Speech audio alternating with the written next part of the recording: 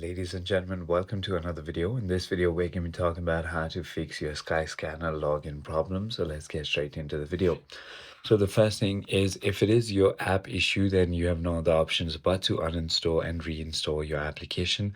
Also restart your phone. And the other thing you can do is go to your settings, go to general, scroll down to transfer or reset iPhone, tap on reset and reset network and reset all settings. If you're on a browser and you're facing this problem, you might have to go ahead and clear your browser cache and cookie. In order to do that, simply go to your settings, go to apps, and then simply go ahead and search for Safari, because that's currently what I'm using, but you can search any browser.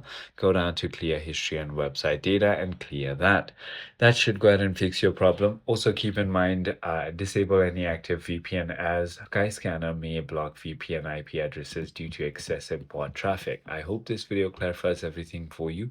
If you have further more queries, feel free to comment down below, and I'll see you on the next one.